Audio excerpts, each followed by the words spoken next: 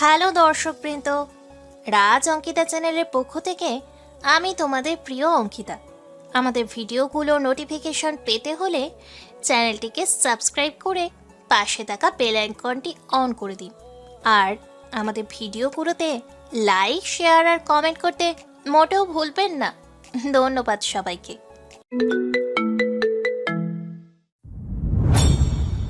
রাসেলের চোখের সামনে মারিয়ার নগ্ন শরীরটা পড়ে আছে। মারিয়াকে দেখে মনে হচ্ছে তার সাথে কিছু একটা হয়েছে। রাসেল দেখছে মারিয়ার শরীরে কোনো কাপড় নেই।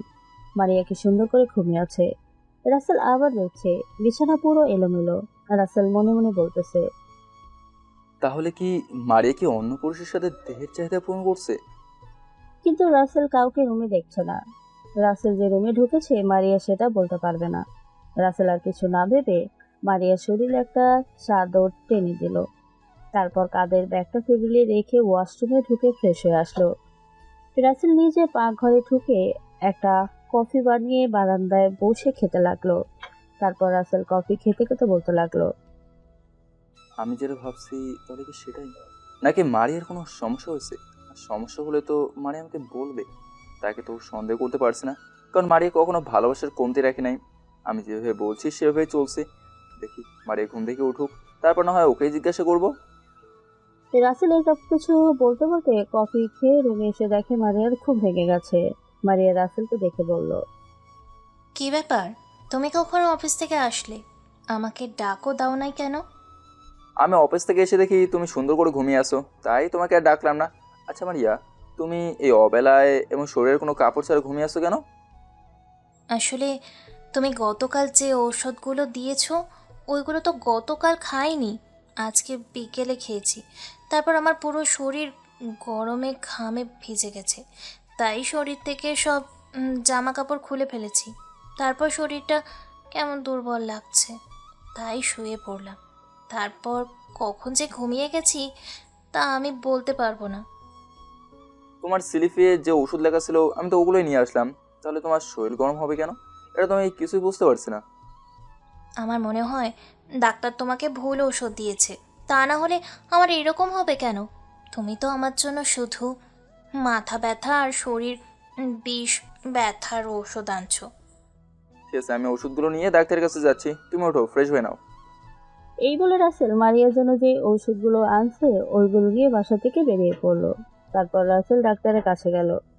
রাসেল ডাক্তারকে ঔষধ এবং স্লিপ দিয়ে বলল, আচ্ছা ডাক্তার সাহেব, আপনি কি আমাকে ঠিক ওষুধ দিয়েছেন? একটু ভালো করে যদি দেখতেন, আমার স্ত্রীর তো ওই ওষুধগুলো খেয়ে অবস্থা খারাপ হয়ে গেছে। ডাক্তার রাসেলের থেকে স্লিপ এবং ওষুধগুলো নিয়ে দেখতে লাগলো। ডাক্তার ওষুধ এবং স্লিপ দেখে বলল, আরে এগুলো তো আপনার ওষুধ না, আপনি ভুল করে অন্য মানুষের ওষুধ নিয়ে গেছেন।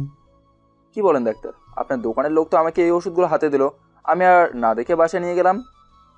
আমি দুঃখিত আপনার কাছে, আমার লোক ভুল ওষুধ দিয়েছে আপনাকে।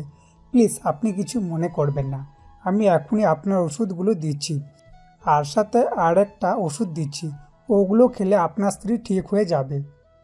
রাসেল আর কোনো কথা বলল না। ডাক্তার ওষুধ দেওয়ার পর বাসায় ফিরে আসলো। তবে রাসেল একটা জিনিস ডাক্তারের দোকানে খেয়াল করেছে, গতকাল যে ছেলেটা রাসেলকে ওষুধ দিয়েছে তাকে আজকে দেখলো না। রাসেলও তো ভাবছে ছেলেটাকে ডাক্তার কোথাও পাঠিয়েছে, কিন্তু না, ছেলেটা রাসেলকে দেখে লুকিয়ে গেছে। হয়তো ভয় পেয়ে, আর না হয় অন্য কোনো কারণ আছে। তো যাই হোক, রাসেল বাসায় এসে নিজের কাছে যে চাবিটা আছে ওইটা দিয়ে বাসার দরজা খুলে ভেতরে গেল। ভিতরে ঢুকে রাসেল দেখে মারিয়া সোফায় বসে কার সাথে যেন কথা বলছে। রাসেলকে দেখে মারিয়া ফোন কেটে দিল। রাসেল তখন মারিয়াকে বলল, এ নাও তোমার ওষুধ, গতকাল ডাক্তার ভুল করে অন্য ওষুধ দিয়ে দিছে। ডাক্তার বলছে এগুলো খেলে ঠিক হয়ে যাবে। ঠিক আছে, তুমি ওষুধগুলো রুমে রেখে ফ্রেশ হয়ে আসো, আমি টেবিলে খাবার দিচ্ছি। আচ্ছা মারিয়া, আব্বু আম্মু কি তোমাকে ফোন দিয়েছে? তারা নাকি ঢাকায় আসবে তোমার অসুস্থতার কথা শুনে। আমি তো এতক্ষণ আব্বু আম্মুর সাথে কথা বলছি, তারা কালকে সকালে রওনা দিবে বলছে। রাসেল ঠিক আছে বলেই রুমে চলে আসলো। ওষুধগুলো বিছানায় রেখে ওয়াশরুম থেকে হালকা ফ্রেশ হয়ে খাবার টেবিলের সামনে চলে গেল। তারপর মারি আর রাসেল খাবার খেয়ে রুমে চলে আসলো। পরদিন রাসেল অফিসে বসে কাজ করতে আছে, হঠাৎ রাসেলের মোবাইলে ফোনটা বেজে উঠলো। রাসেল মোবাইলের দিকে তাকিয়ে দেখে মারিয়া ফোন দিছে। তখন রাসেল ফোন ধরে বলল, কি ব্যাপার মারিয়া, তুমি হঠাৎ ফোন দিলে যে? তোমার কিছু হয়েছে? তুমি একবার বলো, আমি এখনই বাসায় চলে আসছি। আরে ধুর, আমার কিচ্ছু হয়নি। তোমাকে যে কারণে ফোন দিচ্ছি, আব্বু আম্মু বাস কাউন্টারে এসে বসে আছে। তুমি বসে থেকে ছুটি নিয়ে আব্বু আম্মুকে বাস কাউন্টার থেকে বাসায় নিয়ে আসো। রাসেল ঠিক আছে বলে ফোন কেটে দিয়ে বসের কেবিনে এসে বস থেকে ছুটি নিয়ে অফিস থেকে বেরিয়ে একটা সিএনজি নিয়ে বাস কাউন্টারে চলে আসলো। বাস কাউন্টারে এসে দেখে তার আব্বু আম্মু দাঁড়িয়ে আছে। আসসালামু আলাইকুম। আব্বু আম্মু কেমন আছো? তোমাদের শরীরের কি অবস্থা? বাড়ির সব কিছু ঠিকঠাক তো? আরে বাবা, আস্তে। আমরা আলহামদুলিল্লাহ ভালো আছি। আমাদের শরীর সুস্থ আছে আর বাড়িতে সব কিছু ঠিক আছে। এখন বল, আমাদের বৌমার কি অবস্থা? তোমাদের বৌমা আগের থেকে মোটামুটি সুস্থ আছে। এখন বলো, তোমাদের আসতে কোনো অসুবিধা হয়নি তো? আমাদের আসতে কোনো অসুবিধা হয়নি। এখন দাঁড়িয়ে না থেকে বাসায় চল, জার্নি করে আসছি তো। রাসেল আর কোনো কথা না বলে তার আব্বু আম্মুকে নিয়ে একটা সিএনজি করে বাসা চলে আসলো। কলিং বেল চাপ দেওয়ার পর মারিয়া এসে দরজা খুলে দিল। মারিয়া শ্বশুর শাশুড়িকে দেখে সালাম দিয়ে পা ধরে সালাম করলো। তখন মারিয়া বলে, আব্বু আম্মু, তোমরা কেমন আছো?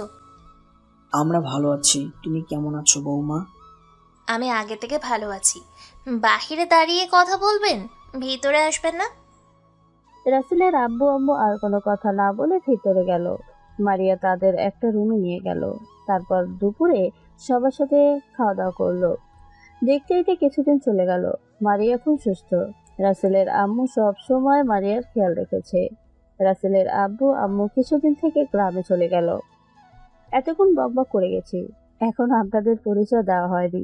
গল্পের নায়কের নাম রাসেল আর নায়িকার নাম মারিয়া। রাসেলের আব্বু আম্মু মারিয়াকে দেখে রাসেলের সাথে বিয়ে দেয়। দুজন দুজনকে দেখে পছন্দ করে। তাদের ভালোবাসার কোনো কমতি নেই। রাসেল ঢাকায় একটা অফিসে চাকরি করে। রাসেলের একা একা খাওয়া দাওয়া পাক করে খেতে কষ্ট হয়, তাই রাসেলের আব্বু আম্মু মারিয়াকে বিয়ের পর রাসেলের সাথে ঢাকা পাঠিয়ে দেয়। খুব সুন্দরভাবে চলছে তাদের সংসার। গ্রামে মারিয়াদের আর্থিক সম্পদ অনেক ভালো। তো যাই হোক, একদিন রাসেল অফিসে বসে আছে, কাজের তেমন চাপ নেই, তাই বসে না থেকে মারিয়াকে ফোন দিল। অবাক করার বিষয় হলো মারিয়ার ফোন ওয়েটিং বলছে। রাসেলও তো ভাবছে মারিয়া হয়তো বাড়িতে কথা বলছে, তাই মারিয়াকে আর কোনো ফোন না দিয়ে বসের কাছে বলে অফিস থেকে বেরিয়ে একটা রিক্সা নিয়ে বাসায় চলে আসলো। রাসেল বাসায় এসে তো আরো অবাক হয়ে গেল। রাসেল অবাক হওয়ার কারণ, বাসার দরজার বাইরে থেকে লাগানো, তাহলে মারিয়া গেল কোথায়? রাসেলের তার কাছে যে চাবিটা আছে সেটা দিয়ে দরজা খুলে ভেতরে গেল। তারপর মারিয়াকে ফোন দিল। এবার কল ঢুকছে, কিন্তু মারিয়া ফোন ধরছে না। রাসেল চিন্তায় পড়ে গেল, মারিয়ার কিছু হয়নি তো? রাসেল মারিয়ার বান্ধবীর কাছে ফোন দিয়ে জিজ্ঞেস করলো মারিয়া তাদের ওখানে গেছে কিনা, কিন্তু তারা বলল মারিয়া নাকি তাদের ওখানে যায়নি। মারিয়ার বান্ধবী বলতে দুই বান্ধবী, নীলা এবং প্রিয়া। ওদের সাথে মারিয়ার ফেসবুকে পরিচয়। তারপর ঢাকা আসার পর ওদের সাথে দেখা এবং তাদের বাড়িতে যাওয়া আসা করে। এতে রাসেল মারিয়াকে কিছুই বলে না, কারণ মারিয়া বাসায় একা একা থাকে, তাই ওদের সাথে মাঝে মাঝে দেখা করতে যায়। তবে মারিয়া যেখানে যায় না কেন রাসেলকে বলে যায়, কিন্তু আজকে মারিয়া রাসেলকে কিছু না বলে যায়নি। হঠাৎ বাসার সামনে গাড়ির হর্নের শব্দ শুনে রাসেল জানালা দিয়ে যেটা দেখে তার জন্য রাসেল মোটেও প্রস্তুত ছিল না। জানালা দিয়ে রাসেল দেখে একটা ছেলে মারিয়াকে বাসার সামনে নামিয়ে দিয়ে গেল। তারপর ছেলেটা মারিয়ার সাথে কিছুক্ষণ হেসে হেসে কথা বলে চলে গেল। মারিয়া দরজার সামনে দাঁড়িয়ে কলিং বেল চাপ দিল। রাসেল উঠে গিয়ে দরজা খুলে দিল। রাসেল মারিয়ার হাতের দিকে তাকিয়ে দেখে অনেকগুলো মার্কেট। তখন রাসেল মারিয়াকে কিছু বলতে না দিয়ে রাসেল বলে, তোমার হাতে এত মার্কেট কেন? আর তুমি আমাকে না বলে কোথায় গেছো? আর ছেলেটা কে ছিল? তোমাকে আমি সব কিছু খুলে বলবো, আগে আমাকে ভিতরে যেতে দাও। আমার অনেক ক্লান্ত লাগছে। মারিয়া রাসেলকে আর কিছু বলতে না দিয়ে রুমে চলে গেল। মারিয়া মার্কেটগুলো বিছানায় রেখে ওয়াশরুমে ঢুকে ফ্রেশ হয়ে আসলো। ওয়াশরুম থেকে বেরিয়ে এসে দেখে রাসেল তার সামনে দাঁড়িয়ে আছে। তখন মারিয়া রাসেলকে বলল, কি ব্যাপার, তুমি এভাবে আমার দিকে তাকিয়ে আছো কেন? তোমাকে আমি যে কথা বললাম সেগুলো উত্তর দাও।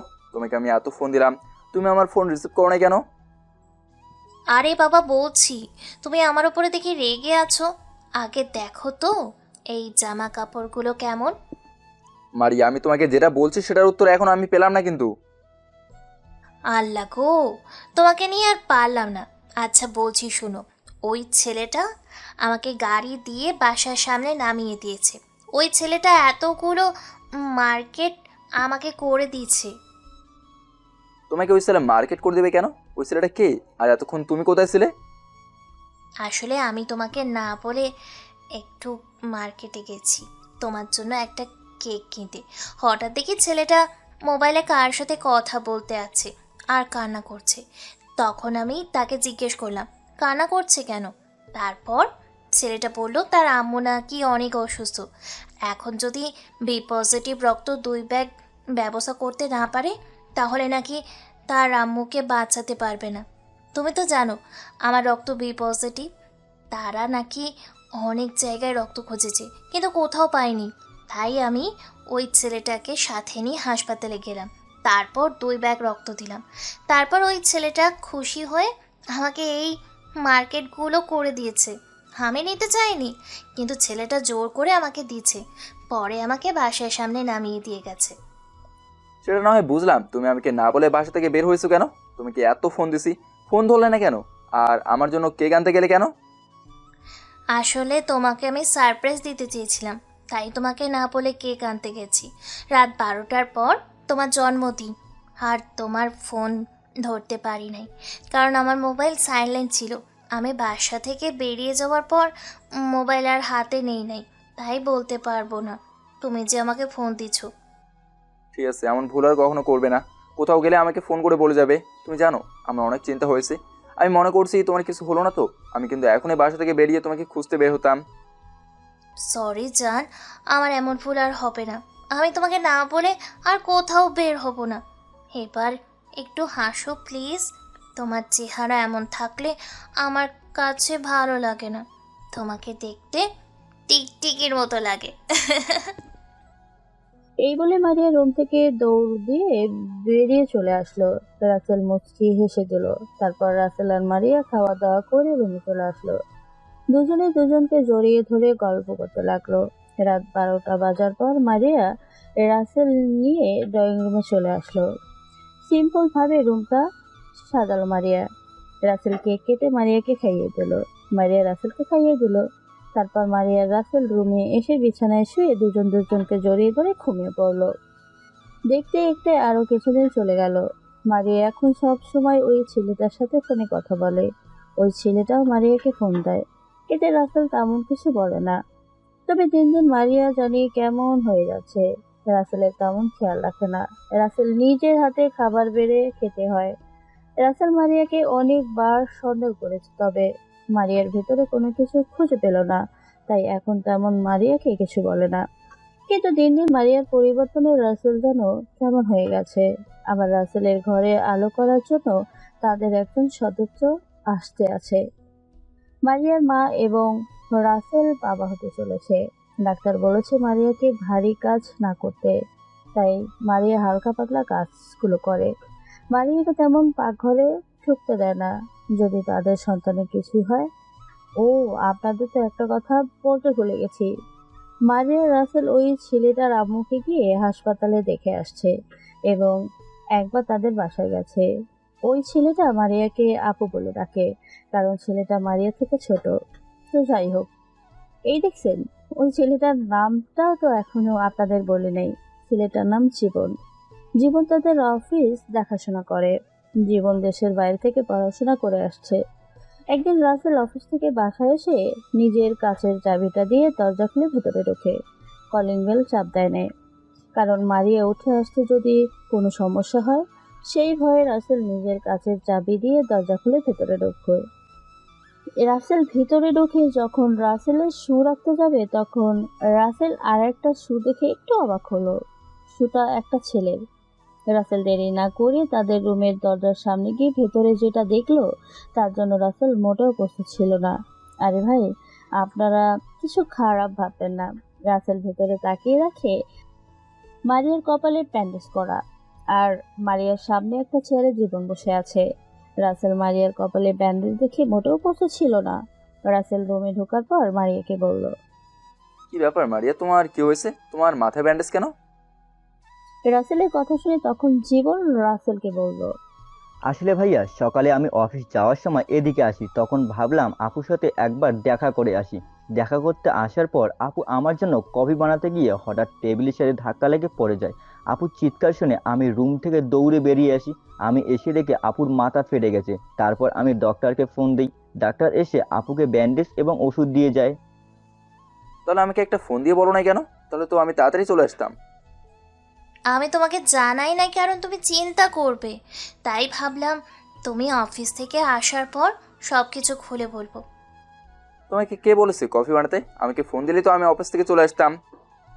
ভাইয়া আমি আপুকে বলছি ওনার এই শরীর নিয়ে আমার জন্য কফি বানানো লাগবে না, কিন্তু আপু আমার কথা শোনে নাই।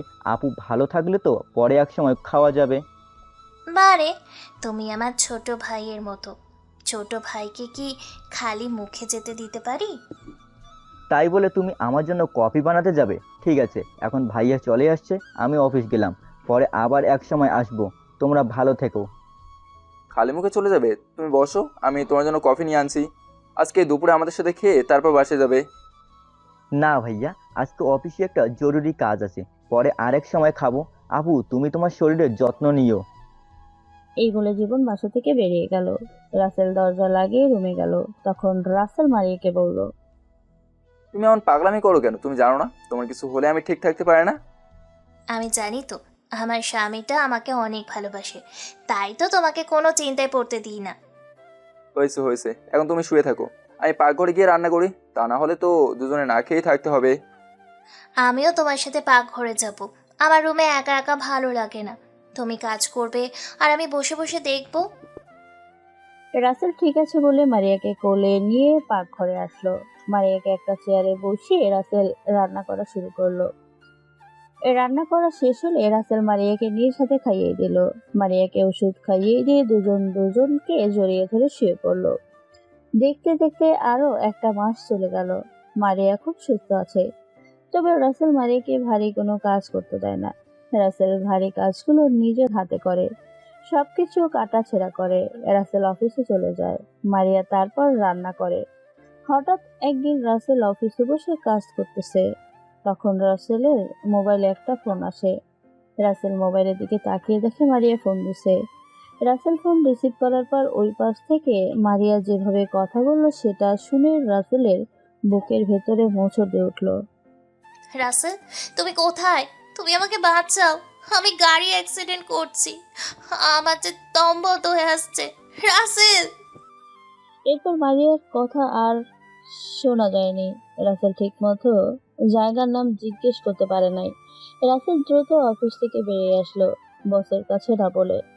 রাসেল অফিস থেকে বেরিয়ে মারিয়ার মোবাইল বারবার ফোন দিচ্ছে, কিন্তু মোবাইল বন্ধ করছে। রাসেল পাশে তাকিয়ে দেখে একটা কম্পিউটারের দোকান। রাসেল সেখানে গিয়ে মারিয়ার নাম্বার দেওয়ার পর দোকানদার রাসেলকে মারিয়ার নাম্বারের লোকেশন বের করে দেয়। রাসেল একটা সিএনজি নিয়ে দ্রুত জায়গায় চলে যায়। রাসেল ওইখানে গিয়ে দেখে পুলিশ অ্যাক্সিডেন্ট হওয়া দুইটা গাড়ি নিয়ে যাচ্ছে। রাসেল তখন ওইখানে একজন লোককে জিজ্ঞেস করে, এখানে যারা অ্যাক্সিডেন্ট হয়েছে তাদের কোন হাসপাতালে নিয়ে গেছে? আমি দেখছি একটা ছেলে একটা মেয়েকে অ্যাক্সিডেন্ট করে, পরে ছেলেটা মেয়েটাকে গাড়িতে নিয়ে হাসপাতালে চলে যায়, তবে কোন হাসপাতালে নিচ্ছে সেটা আমি বলতে পারবো না। রাসেল পুলিশকেও একই কথা জিজ্ঞেস করছে, কিন্তু পুলিশে ওই লোকটার মতো বলছে তারাও বলতে পারবে না ছেলেটা কোন হাসপাতালে মেয়েটাকে নিছে। তবে রাসেল এটাও শুনেছে মারিয়া নাকি অনেক গুরুতর আহত হয়েছে, বাঁচবে কিনা সেটা বলতে পারে না। রাসেল ওইখানে দাঁড়িয়ে না থেকে ঢাকা শহরের সবগুলো হাসপাতালে মারিয়াকে খুঁজতে লাগলো, কিন্তু কোনো হাসপাতালে মারিয়াকে খুঁজে পায় নাই। দেখতে দেখতে একটা মাস চলে গেল। রাসেল এই এক মাস মারিয়াকে পাগলের মতো খুঁজে বেরিয়েছে, কিন্তু মারিয়ার কোনো সন্ধান পায়নি। মারিয়ার আব্বু আম্মু প্রায় পাগলের মতো হয়ে গেছে, তাদের একমাত্র মেয়ে বলে কথা। রাসেলের আব্বু আম্মু তো খাওয়া দাওয়া বন্ধ করে দিছে।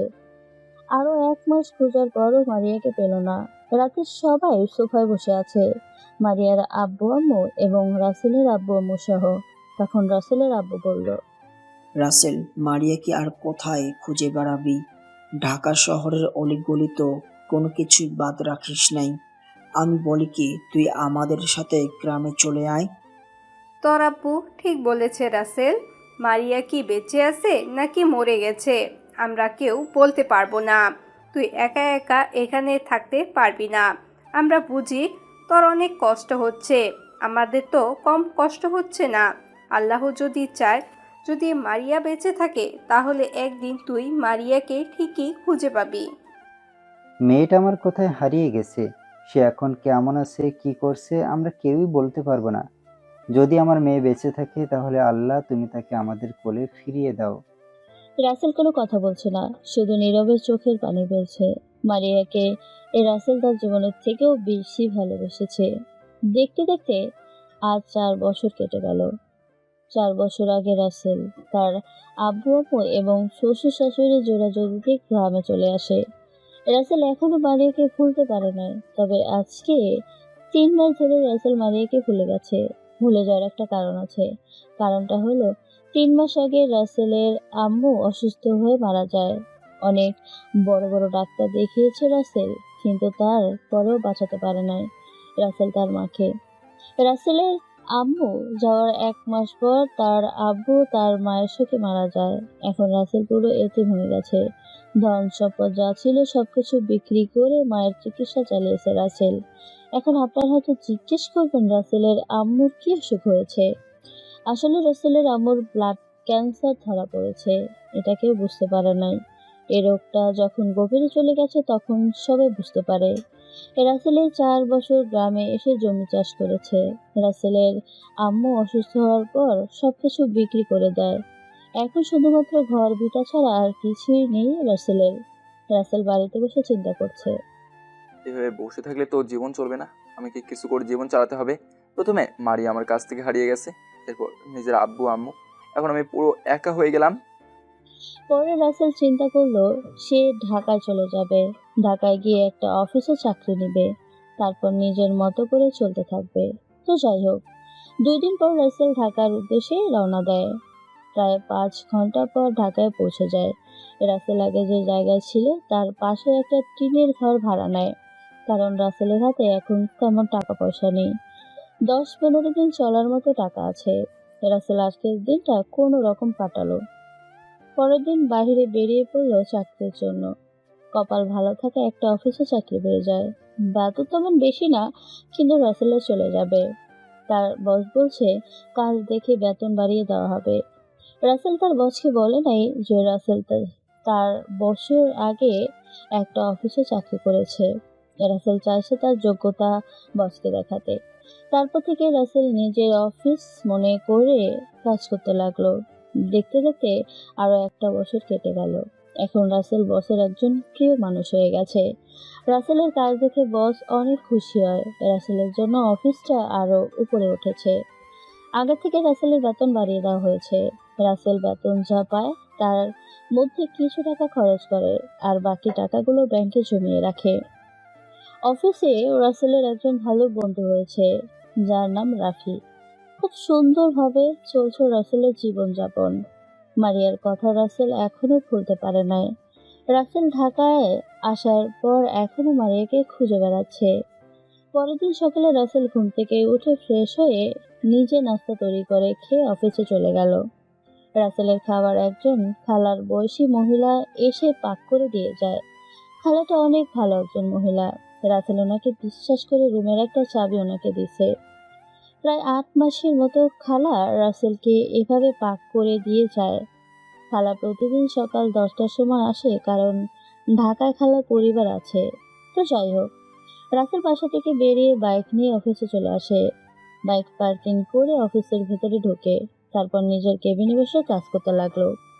হঠাৎ পিয়ন এসে সবাইকে বলল বস নাকি সবাইকে একসাথে মিটিং রুমে যেতে বলছে। বস নাকি সবাইকে কিছু কথা বলবে। তাই রাসেল আর বসে না থেকে মিটিং রুমে চলে গেল। হঠাৎ রাসেলের ঘাড়ে যেন পেছন থেকে কেউ হাত রাখলো। রাসেল পিছনে তাকিয়ে দেখে রাফি। তখন রাফি রাসেলকে বলল, কিরে, কেমন আছিস?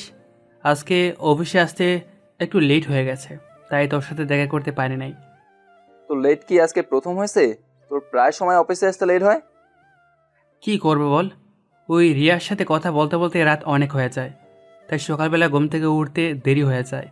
কে যে বলেছে প্রেম করতে, এই প্রেমের জন্য মনে হয় আমার চাকরিটা চলে যাবে। তাহলে কথা একটু কম বলতে পারিস না? তাহলেই তো অফিসে ঠিক টাইমে আসতে পারিস। আমি কি করবো বল? ওই খাচ্ছন্নি কথা বলতে থাকলে রাখার কোনো নাম গন্ধ থাকে না। আবার আমি যদি ফোন কেটে দিই তাহলে বলে আমি অন্য মেয়ের সাথে প্রেম করি। এখন তুই বল আমি তাহলে কি করব? কি আর করবি, যেভাবে চলছে সেভাবেই চালিয়ে যা। চাকরি গেলে সমস্যা কোথায়? রিয়ার বাবার অফিসে কাজ করবি। দূর, আমি তোকে ছেড়ে দূর আমি তোকে ছেড়ে কোথাও যাব না। আরে আমাদের যা কিছু আছে তা সারা জীবন বসে গেলেও শেষ হবে না। চাকরি তো করি শখের বসে, আর তোকে ছেড়ে থাকতে ভালো লাগে না। হয়েছে, এখন তোর কথা বন্ধ কর, বস আসছে। রাফি আর কোনো কথা বলল না। রিয়া হচ্ছে রাফির মামাতো বোন। দুজনেই দুজনকে সেই ছোটবেলা থেকে ভালোবাসে, তাই রাফি রিয়ার কথা মতো চলে। তো যাই হোক, অফিসের বস মিটিং রুমে বসে বলতে লাগলো, তোমরা জানো আমার শরীরটা আগের থেকে অনেক খারাপ হয়ে গেছে। আমার দ্বারা অফিস চালানো আর সম্ভব না। তাই কালকের থেকে আমার বড় মেয়ে নিপা অফিসটা দেখাশোনা করবে। আমার বড় মেয়ে নিপা এতদিন আমেরিকায় ছিল, গত 2 দিন হয়েছে দেশে এসেছে। এতদিন আমার বড় মেয়ে আমার ছোট ছেলে আকাশের সাথে আমার আমেরিকার অফিস আছে সেটা দেখাশোনা করেছে। আমার শরীর খারাপ দেখে বড় মেয়েকে দেশে নিয়ে আসি। আমি চাই তোমরা সবাই সব সময় তার পাশে থেকো, সুন্দরভাবে কাজ করে যাবে। তারপর বস আরো কিছুক্ষণ কথা বলল। সবাই ঠিক আছে বলল। বস সবাইকে আজকে ছুটি দিয়ে দিছে, কালকে সকাল সকাল অফিসে আসতে বলল। রাসেল আর রাফি অফিস থেকে বেরিয়ে আসার পর তখন রাফি বলল, ওই আম্মু বলছে তোকে তার সাথে দেখা করতে। তুই সে কবে আমাদের বাসায় গেছিস, তাই আম্মু বলছে আজকে অফিস ছুটি হওয়ার পর তোকে যে সাথে করে যেন নিয়ে যেতে। তুই তো আমার ব্যাপারে সব কিছু জানিস। আমি এখনো মারিয়ার অপেক্ষায় আছি। আমার মন বলছে মারিয়া বেঁচে আছে, আমি একদিন না একদিন ওকে ঠিকই খুঁজে পাবো। আমার মনে হয় কি তুই মারিয়ার আশা ছেড়ে দে। আজকে 5টি বছর ধরে ওকে খুঁজে পাসনি, তাহলে এখন পাবি কোথায়? আমি বলি কি তুই আবার নতুন করে জীবন শুরু কর। না রে রাফি, আমি মারিয়াকে স্যার অন্য কাউকে আমার এই মনে জায়গা দিতে পারবো না। প্লিজ তুই আমাকে মারিয়াকে ভুলে যেতে বলিস না, আমি ওকে অনেক ভালোবাসি রে। ঠিক আছে, তো যেটা ভালো মনে হয় কর। আমার জ্ঞানে যা আসছে তাই তোকে বললাম, বাকিটা তোর বোঝ। এখন কোনো কথা না বলে আমার সাথে চল। রাসেল আর কোনো কথা না বলে বাইক নিয়ে রাফির সাথে তাদের বাসায় গেল। রাফি কলিং বেল চাপ দেওয়ার পর তার আম্মু দরজা খুলে দিল। তখন রাফির আম্মু রাসেলকে দেখে বলল, বাবা, নবাবজাদা তাহলে এসেছে? আমি তো মনে করেছি আমাদের ভুলেই গেছে। আসলে আন্টি আমি বাসা থেকে তেমন কোথাও যাই না। আজকে রাফি বলছে তুমি নাকি আমাকে আসতে বলেছো। আমি যদি না বলতাম তাহলে বুঝি আসতে না? আসলে তুমি আমাদের আপন ভাবতেই পারোনি। যদি আপন ভাবতে তাহলে ঠিকই আসতে। প্লিজ আন্টি আপনি রাগ করবেন না, ঠিক আছে? আমি কথা দিচ্ছি এখন থেকে কিছুদিন পর পর এসে তোমার সাথে দেখা করে যাব। এখন ঠিক আছে, তোমরা দুজনে রুমে যাও, আমি কফি বানিয়ে আনছি। আজকে রাতের খাবার খেয়ে তারপর বাসায় যাবে। রাসেল আর কোনো কথা না বলে রাফির সাথে তার রুমে চলে গেল। রাসেল জানে আন্টিকে মানা খুললেও মানবে না, তাই রাসেল আর কিছু বলে নাই। তো যাই হোক, রাসেল রাতে খাওয়া দাওয়া করে বাসায় চলে আসলো। পরের দিন সকালে ঘুম থেকে উঠে ফ্রেশ হয়ে নাস্তা করে বাসা থেকে বেরিয়ে বাইক নিয়ে অফিসে চলে আসলো। রাসেল অফিসে আসার সময় একতরা গোলাপ ফুল নিয়ে আসলো নতুন বসকে অভিনন্দন জানাতে। কিছুক্ষণ পর রাফিও অফিসে আসলো, সবাইকে লাইনে দাঁড়িয়ে আছে নতুন বসকে অভিনন্দন জানাতে। প্রায় 10 মিনিট পর বসের গাড়ি অফিসের ভিতরে ঢুকলো। প্রথমে বস এবং বসের সাথে ছোট্ট একটা মেয়ে নামলো গাড়ি থেকে। মেয়েটাকে দেখে রাসেলের মারিয়ার কথা মনে পড়ে গেল। ছোট মেয়েটাকে দেখতে একদম মারিয়ার মতো। হঠাৎ রাসেলের বয়সী একটা মেয়ে গাড়ি থেকে নামলো। মেয়েটাকে দেখে রাসেলের বুকের ভিতর কামড় দিয়ে উঠলো। রাসেল মনে মনে বলতে লাগলো, নতুন বসকে দেখে আমার এমন কেন লাগছে? তাকে আমার কেমন চেনা চেনা লাগছে, কিন্তু আমি কিছু মনে করতে পারছি না তাকে দেখে আমার এমন লাগছে কেন। রাসেল এসব কিছু মনে মনে বলতে লাগলো, কিন্তু নিপা বস যে রাসেলের সামনে এসে দাঁড়িয়ে আছে সেটা রাসেল বলতে পারবে না। হঠাৎ নিপা ম্যাম রাসেলের মুখের সামনে একটা চুটকি কাটলো। চুটকির আওয়াজ শুনে রাসেল বাস্তবে ফিরে আসলো। রাসেল লজ্জায় লাল হয়ে গেছে, সবার সামনে শরম ফেলে মাথা নিচু করে ফেললো। নিপা ম্যাম রাসেলকে লজ্জা পেতে দেখে মুচকি একটা হাসি দিল। তারপর রাসেলের হাত থেকে ফুলের তোড়া নিয়ে ভেতরে চলে গেল। নিপার পেছন দিয়ে সবাই অফিসের ভেতরে ঢুকলো। তখন নিপার আব্বু মানে বস আমাদের সবাইকে বলল, এ হচ্ছে আমার বড় মেয়ে নিপা। এত বছর আমেরিকায় ছিল, আমি আর অফিস দেখাশোনা করতে পারছি না দেখে তাকে দেশে নিয়ে আসি। আর ওর সাথে ছোট মেয়েটা দেখছো না, ও হচ্ছে নিপার মেয়ে রাইসা। আমি চাই তোমরা নিজেদের মতো করে নিপাকে সব কিছু বুঝিয়ে দেবে। বসের কথা শুনে তখন রাফি বসকে বলল, আচ্ছা স্যার, একটা কথা বলি, যদি কিছু মনে না করেন। আমি জানি তুমি কি কথা বলবে, আমি ওটার ব্যাপারে তোমাদেরকে পরে এক সময় বলবো। তাহলে আব্বু, তুমি রায়শাকে নিয়ে বাসায় চলে যাও। অফিসের লোক আমাকে সব কিছু বুঝিয়ে দিবে।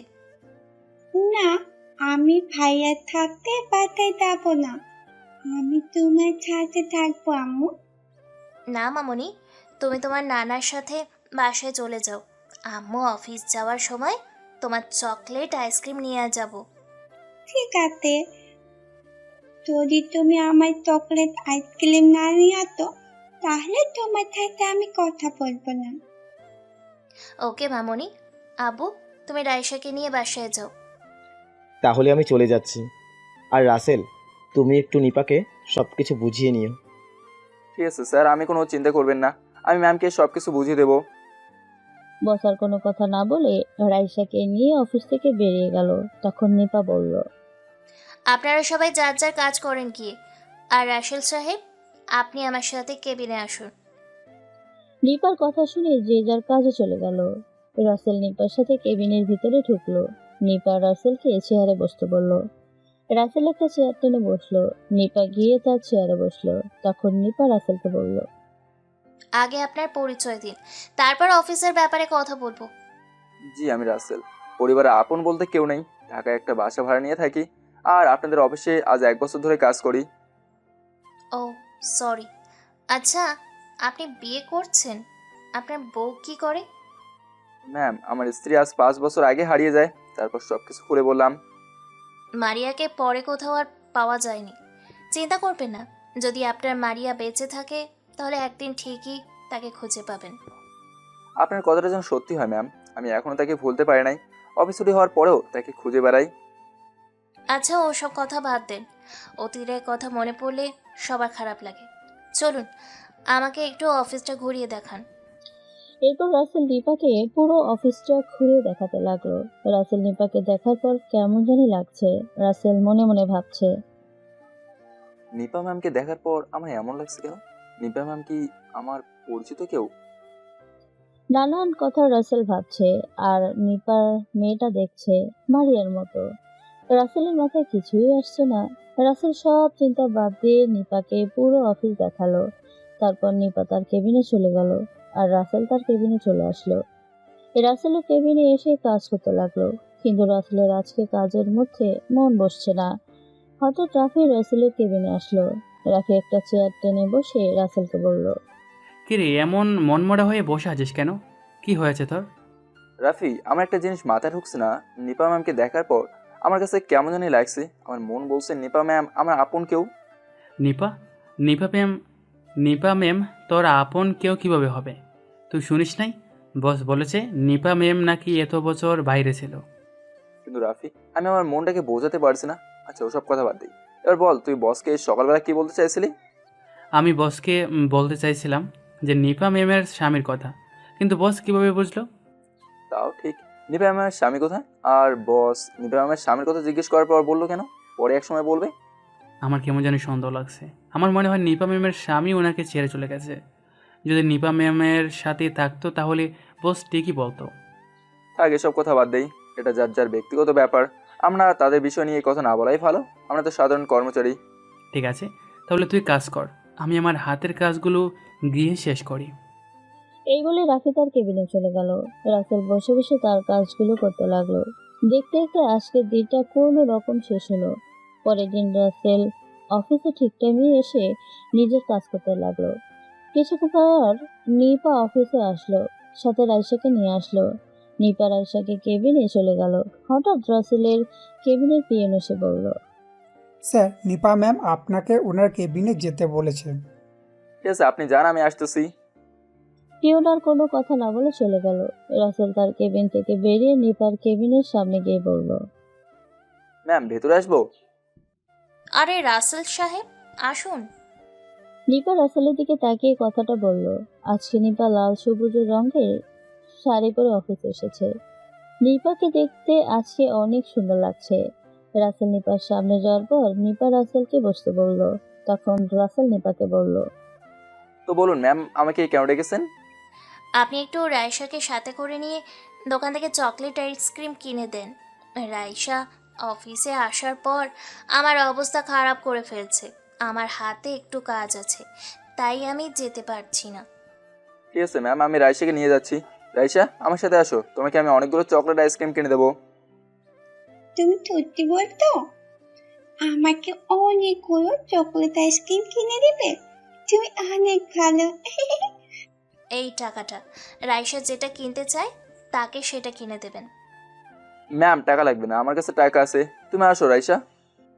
নিপা অনেক জোরাজুরি করছে টাকা দেওয়ার জন্য, কিন্তু রাসেল নেয় নেয়। রাসেল রাইসাকে কোলে নিয়ে অফিস থেকে বেরিয়ে একটা দোকানে আসলো।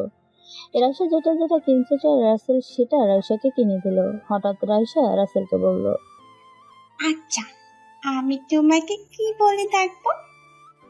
তুমি আমাকে চাচ্চু বলে ডেকো। ঠিক আছে, আজকে থেকে আমি তোমাকে টাট্টু বলে ডাকবো। টাট্টু, তুমি কিন্তু সব সময় আমার সাথে খেলা করবে। ঠিক আছে রাইসা, তোমার আর কিছু লাগবে? না চাচ্চু, অনেকগুলো চকলেট আইসক্রিম কিনে ফেলেছি, আমার আর কিছু লাগবে না।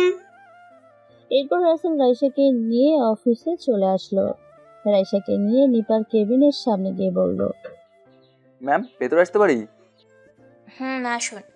একটা কথা শুনুন, পরের বার আমার কেবিনে আসতে অনুমতি নিয়ে আসার দরকার নেই। রাসেল ঠিক আছে বলে রাইসাকে নিয়ে নিপার কেবিনে ঢুকলো। তখন রাইসা নিপাকে বলল, দেখো আম্মু, এই চাচ্চু আমাকে অনেকগুলো চকলেট কিনে দিয়েছে। আপনি রাইসাকে এতগুলো চকলেট আইসক্রিম কিনে কেন দিয়েলেন? আপনার অনেকগুলো টাকা নষ্ট হলো। ম্যাম, আমার টাকা দিয়ে কি হবে? যারা আমার টাকা খাবে তারা তো কেউই নেই। ও, ঠিক আছে, আপনি আপনার কেবিনে গিয়ে কাজ করুন। রাসেল ঠিক আছে বলে নিজের কেবিনে চলে আসলো। তারপর রাসেল তার কাজগুলো করতে লাগলো। দেখতে দেখতে একটা মাস চলে গেল। নিপার সাথে রাসেলের এখন বন্ধুর মতো কথাবার্তা বলে। দুজনে এখন প্রায় ফ্রি হয়ে গেছে। রাইসা অফিসে আসলে রাসেলকে ছাড়া কিছুই বোঝে না। রাসেল অফিসে বসে কাজ করতেছে। হঠাৎ রাইসা রাসেলের কেবিনে এসে সোজা গিয়ে রাসেলের কোলে বসলো। তখন রাসেল রাইসাকে বলল, রাইসা, তুমি হঠাৎ আমার কেবিনে, তোমার কিছু লাগবে? আমার কিছু লাগবে না চাচ্চু, আমার কাছে থাকতে ভালো লাগছে না, তাই তোমার কাছে চলে এসেছি। ঠিক আছে, তুমি তাহলে আমার কোলে বসে থাকো, হাতের কাজগুলো করি আমি। রাইসা ঠিক আছে বলে। রাইসার ছোট্ট হাত ব্যাগ থেকে চকলেট বের করে খাচ্ছে। রাসেল কাজ করছে আর মনে মনে ভাবছে, মেয়েটা আমার আপন কেউ না, তারপরে সে আমাকে কতটা আপন করে নিছে। আমাকে স্যারে কিছুই বোঝে না। মারিয়া কি বেঁচে আছে? যদি বেঁচে থাকে তাহলে রাইসার মতো একটা মেয়ে আমার হয়তো আছে। রাইসাকে পেয়ে রাসেল এর অনেক ভালো লাগছে। রাসেল হাতের কাজগুলো শেষ করে রাইসাকে নিয়ে ক্যান্টিনে চলে আসলো। কাজ করতে করতে লাঞ্চের টাইম হয়ে গেছে। রাসেল আর রাইসা খাবার খেয়ে অফিসে চলে আসলো। রাইসা নিপার কেবিনে চলে গেল আর রাসেল তার কেবিনে চলে আসলো। পরের দিন অফিসে নিপার সাথে তার আব্বু মানে অফিসের বস আসলো। সবাইকে এক জায়গায় দাঁড়াতে বলল। তারপর নিপার আব্বু বলল, তোমাদের সবাইকে আজকে দাওয়াত দিতে অফিসে আসলাম। কালকে আমার নানার ভাইয়ের জন্মদিন, তাই কাউকে সন্ধ্যায় আমার বাসায় একটা অনুষ্ঠান রেখেছি। তোমরা সবাই কালকে সন্ধ্যায় চলে আসবে। কালকে অফিস বন্ধ থাকবে। তারপর আরো কিছুক্ষণ কথা বলে বস চলে গেল। নিপা কেবিনে যাওয়ার আগে রাসেলকে তার কেবিনে আসতে বলল। রাসেল নিপার পেছন দিয়ে নিপার কেবিনের ভেতরে ঢুকলো। রাসেল চেয়ারে বসার পর রাইসা গিয়ে রাসেলের কোলে বসলো। তখন রাইসা বলল, চাচ্চু, কালকে কিন্তু তুমি অবশ্যই আমার জন্মদিনে আসবা, আর আমাকে একটা বড় পুতুল গিফট করতে হবে। আমায় চাচ্চু বলেছে যখন, আমি কি না এসে পারি? আমি অবশ্যই তোমার জন্য বড় একটা পুতুল নিয়ে যাব। তুমি আমার লক্ষ্মী চাচ্চু। এই বলে রাইসা রাসেলের কপালে একটা চুমু দিল। নিপা রাসেলকে বলল, রাইসাকে তো পুতুল গিফট করবে, তাহলে আমাকে কি গিফট করবে? তোমাকে কি গিফট করব? মেয়ের জন্মদিনে মাকেও গিফট করা লাগবে। হুম, আমাকে গিফট করা লাগবে। আর কালকে তোমার জন্য একটা সারপ্রাইজ আছে, সেটা এখন বলবো না, কালকে সন্ধ্যায় জানতে পারবে। ঠিক আছে, কালকের জন্য না হয় অপেক্ষা করলাম। তাহলে এবার আমি নিজের কেবিনে যাই, হাতে কিছু কাজ বাকি আছে। নিপা ঠিক আছে বলল। রাসেল রাইসাকে সাথে করে নিয়ে নিজের কেবিনে চলে আসলো। রাসেল বসে বসে কাজ করতে লাগলো, আর রাইসা রাসেলের কোলে বসে রাসেলের মোবাইলে গেমস খেলতে লাগলো। বিকেলে অফিস ছুটি হওয়ার পর রাসেল অফিস থেকে বেরিয়ে মার্কেটে চলে গেল। রাইসার জন্য বড় একটি বোতল নিল। হঠাৎ রাসেলের চোখ পড়ে একটা নেকলেসের ওপর। রাসেল নেকলেসটা দেখে মারিয়ার কথা মনে পড়ে গেল। মারিয়া রাসেলের থেকে এমন একটা নেকলেস চেয়েছে, কিন্তু তখন রাসেলের টাকার জন্য কিনে দিতে পারে নাই। রাসেলের নেকলেসটা রাসেল নিপার জন্য কিনে নিল। তারপর রাসেল বাসায় চলে আসলো। পরের দিন রাসেল সবকিছু ম্যাচ করে জামা কাপড় পরে নিপাদের বাসার উদ্দেশ্যে বেরিয়ে পড়লো। কিছুক্ষণ পর রাসেল চলে আসলো। আজকে তাদের বাসাটা অনেক সুন্দর করে সাজিয়েছে। রাসেল বাইক পার্কিং করে বাসার ভেতরে ঢুকলো। রাসেল বাসার ভেতরে ঢুকে দেখে অফিসের সবাই চলে এসেছে। হঠাৎ কোথা থেকে রাইসা রাসেলকে দেখে দৌড় দিয়ে আসলো। রাইসা রাসেলের সামনে এসে বলল, চাচ্চু, তুমি আসতে এত দেরি করছো কেন? আমি তোমার জন্য সে কখন থেকে অপেক্ষা করছি। সরি চাচ্চু, আসতে একটু লেট হয়ে গেছে। এ নাও তোমার গিফট। রাইসা রাসেলের কাছ থেকে পুতুলটা নিয়ে ভেতরে চলে গেল।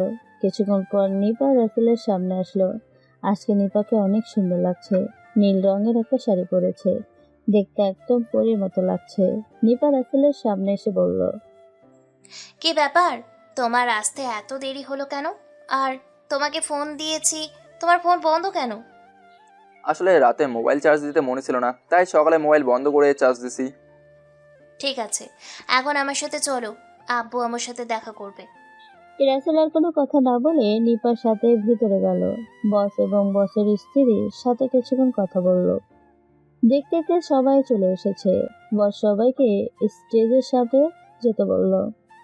রাসেল স্টেজ থেকে কিছুটা দূরে দাঁড়িয়ে আছে।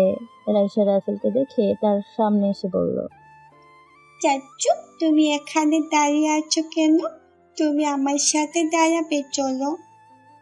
সমস্যা নেই চাচ্চু, আমি এখানে ঠিক আছি। কোনো কিছু ঠিক নেই। তুমি আমার সাথে না দাঁড়ালে আমি কেক কাটবো না।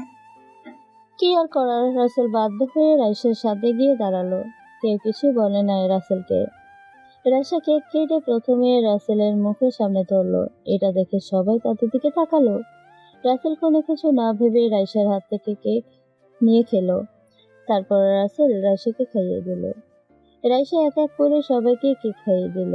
তারপর বস স্টেজে দাঁড়িয়ে মাইক হাতে নিয়ে যেটা বলল, সেটা শুনে রাসেল পুরো অবাক হয়ে গেল।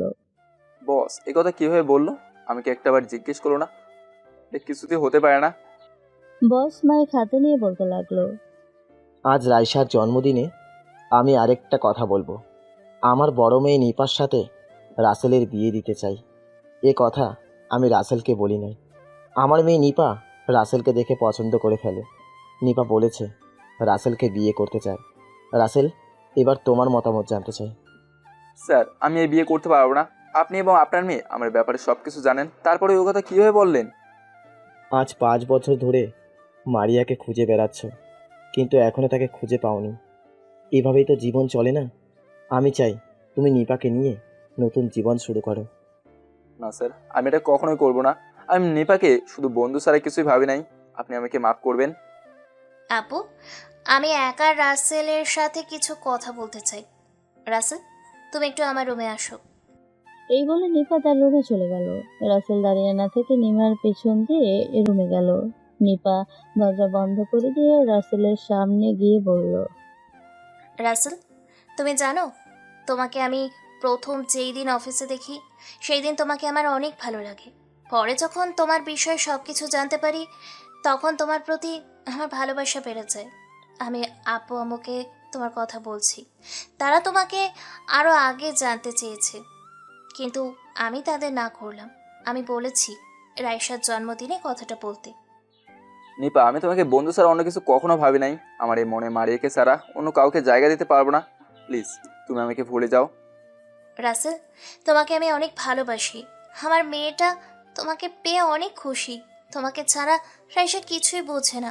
আমি চাই দুইজন মিলে বাকি জীবনটা কাটিয়ে দিতে। একজন অফিসের কর্মচারী হিসেবে আমার যতটুকু দায়িত্ব সেটা আমি পালন করছি। প্লিজ তুমি আমার এই জীবনে জড়াতে এসো না। আমি মারিয়াকে ছাড়া অন্য কাউকে বিয়ে করতে পারবো না। ঠিক আছে, জোর করে তো আর কারোর মন পাওয়া যায় না। আমি না হয় তোমাকে একতরফা ভালোবেসে যাব, তবে তোমাকে কখনো ভুলতে পারবো না। নিপা, তুমি এমন পাগলামি করো না। তুমি আমার থেকে ভালো একটা ছেলে দেখে বিয়ে করে নাও। এই জীবনে তোমাকে না পেলে আমি অন্য কাউকে বিয়ে করব না। এখন তুমি আসতে পারো। যাওয়ার আগে একটা সত্যি কথা বলবে? তোমার স্বামী কোথায়? তোমার স্বামীর সাথে কি হয়েছে? সেটা আমি বলতে পারবো না। আবুর কাছে শুনেছি একটা সড়ক দুর্ঘটনায় নাকি আমার স্বামী মারা যায়। শুধু আমি আর রাইসা বেঁচে যাই, কিন্তু আমার স্বামী কেমন দেখতে সেটা আমি জানি না। সড়ক দুর্ঘটনায় নাকি আমার স্মৃতিশক্তি হারিয়ে যায়। এটা আব্বু আম্মু আমাকে বলেছে। ও আচ্ছা, ঠিক আছে, আমি তোমার আব্বুর সাথে কিছু কথা বলবো। এই বলে রাসেল নিপার রুম থেকে বেরিয়ে আসলো। নিপা রুমে বসে কান্না করতে লাগলো। রাসেল নিপার রুম থেকে বেরিয়ে স্টেজের সামনে এসে বসতে বলল। স্যার, আপনার সাথে আমার কিছু কথা আছে, যদি একটু সাইডে আসতেন। আসলে মারিয়ার সড়ক দুর্ঘটনার কথা শুনে রাসেলের কেমন যেন খটকা লাগলো। তাই বসের কাছ থেকে সত্যিটা জানবে আসলে কি হয়েছিল নিপার। বস আর রাসেল একটা রুমে আসলো। তখন বস রাসেলকে বলল, বলো, কেন ডেকেছো আমাকে? স্যার, আপনার কাছে আমি কিছু সত্য ঘটনা জানতে চাই। আপনি আমাকে সত্যি করে বলবেন নিপার সাথে তার স্বামীর কি হয়েছে? তোমার কাছে আজকে সত্যিটা আর লুকোবো না। আসলে একদিন আমি অফিস থেকে আসার সময় হঠাৎ নিপা আমার গাড়ির সাথে দৌড়ে এসে ধাক্কা খায়। আমি আর ড্রাইভার গাড়ি থেকে নামার আগে আরেকটা গাড়ি এসে নিপাকে ধাক্কা দেয়। নিপা ধাক্কা খেয়ে রাস্তার সাইডে পড়ে। পরে আমি আর ড্রাইভার নিপাকে গাড়িতে করে হাসপাতালে নিয়ে আসি। হাসপাতালে নিয়ে আসার পর ডক্টর বলে তাদের দ্বারা সম্ভব না নিপাকে বাঁচানোর। ডক্টর বলেছে নিপাকে বাইরে নিয়ে যাওয়ার জন্য। তারপর নিপাকে আমার ছেলে আকাশের সাথে কথা বলে জরুরিভাবে আমেরিকায় নিয়ে যায়। ওখানে নিপার অপারেশন হয়। নিপার অপারেশন হওয়ার পর জানতে পারি নিপার পেটে নাকি বাচ্চা আছে।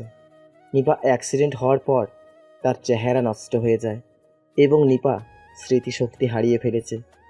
রাখে আল্লাহ মারেকে, নিপার পেটের সন্তানের কিছু হয়নি। নিপা জ্ঞান ফেরার পর জানে আমরাই তার আপনজন। নিপা সুস্থ হতে প্রায় 3 মাস সময় লেগে গেছে। তারপর কয়েক মাস পর নিপার একটা মেয়ে সন্তান জন্ম নেয়। আস্তে আস্তে রাইসা বড় হতে থাকে। তারপর থেকে নিপা আর আকাশ আমার আমেরিকার অফিস দেখাশোনা করে। আমি আর নিপার পরিবারকে খুঁজি নাই। কি করে খুঁজবো? নিপার তো চেহারা পরিবর্তন হয়ে গেছে।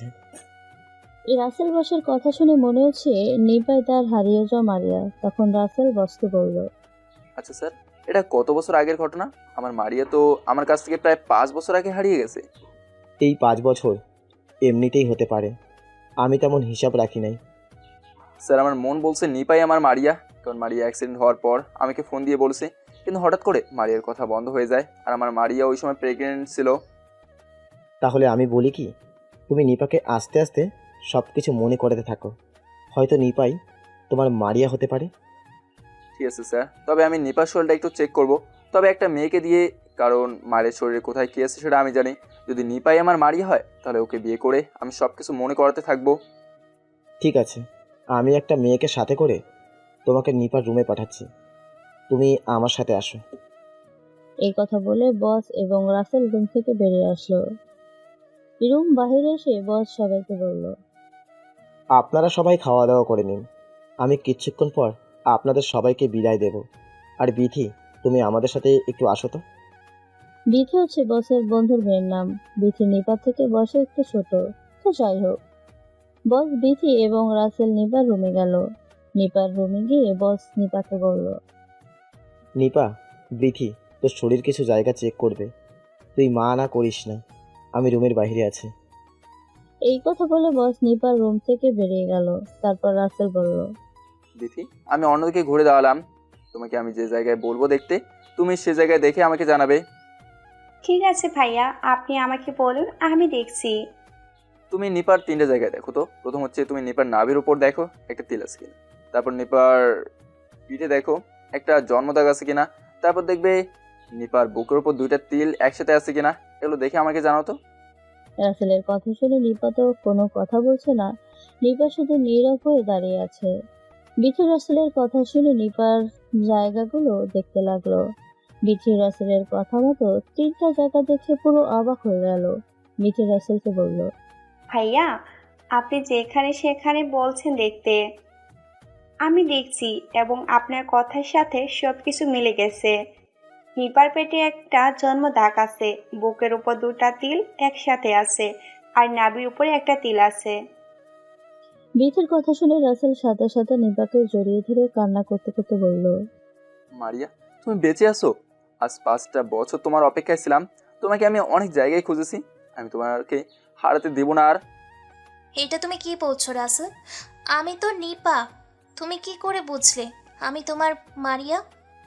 তোমার আব্বু আমাকে সবকিছু খুলে বলেছে। 5 বছর আগে তুমি বসের গাড়িতে অ্যাক্সিডেন্ট করছো। এরপর বসের সব কথা খুলে বললাম। নিপা রাসেলের কথা শুনে বসকে ডাক দিল। বস রুমে আসার পর নিপা বসকে বলল, আব্বু, রাসেল যেগুলো বললো সব কিছু কি সত্যি?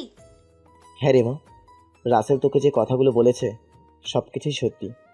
তুই স্মৃতিশক্তি হারিয়ে ফেলেছিস, তাই তুই রাসেলকে চিনতে পারিসনি।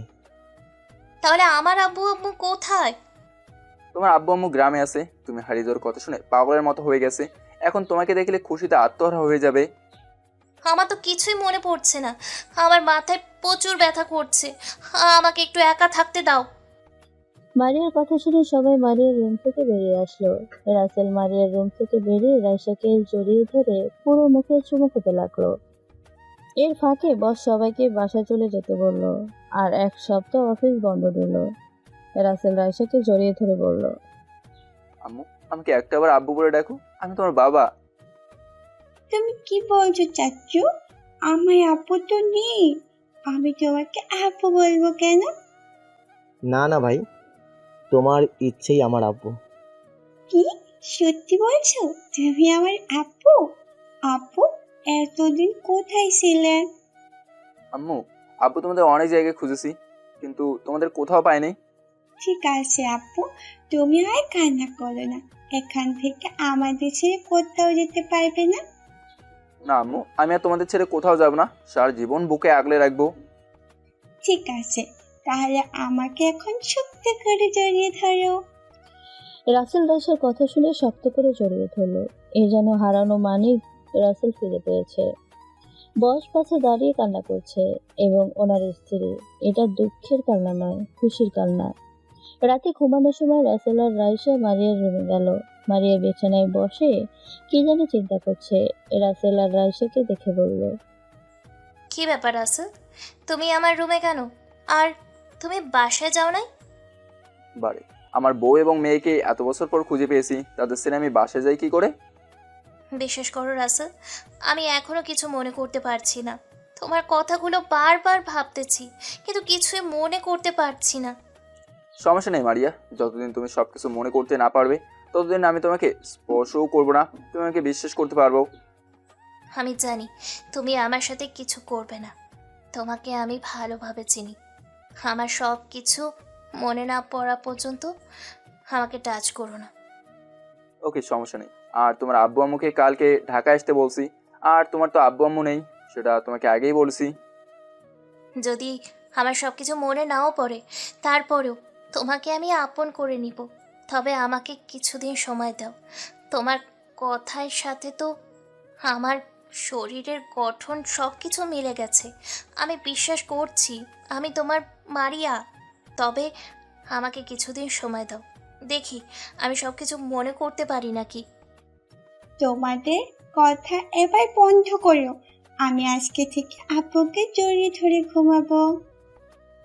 বাপ্পা, আব্বুকে পেয়ে আম্মুর কথা ভুলে গেলে? আপুকে তো আজকে অনেক দিন পর পেয়েছি, তাই এখন আপুর কমে ঘুমাবো, পরে তুমি কোলে ঘুমাবো। আপু তুমি বিছানায় উঠো, আমি তোমাদের দুজনের মাঝখানে ঘুমাবো। এরপর রাসেল বিছানায় উঠে একপাশে শুয়ে পড়লো। রাইসা রাসেলকে জড়িয়ে ধরলো। মারিয়াও শুয়ে পড়লো। পরদিন সকালে রাসেল ঘুম থেকে উঠে নিজের চোখ যেটা দেখলো সেটা দেখে রাসেল একটা মুচকি হাসি দিল। রাসেল ঘুম থেকে উঠে দেখে মারিয়া রাসেলকে জড়িয়ে ধরে শুয়ে আছে। রাইসা অন্য পাশে শুয়ে আছে। যেই রাসেল শোয়া থেকে উঠতে যাবে তখন মারিয়া ঘুম ভেঙে গেল। মারিয়া চোখ খুলে দেখে রাসেলকে জড়িয়ে ধরে আছে। মারিয়ার সাথে সাথে রাসেলকে ছেড়ে দিল। মারিয়া পুরো লজ্জায় লাল হয়ে গেছে। রাসেল কোনো কথা না বলে বিছানা থেকে উঠে ওয়াশরুমে চলে গেল।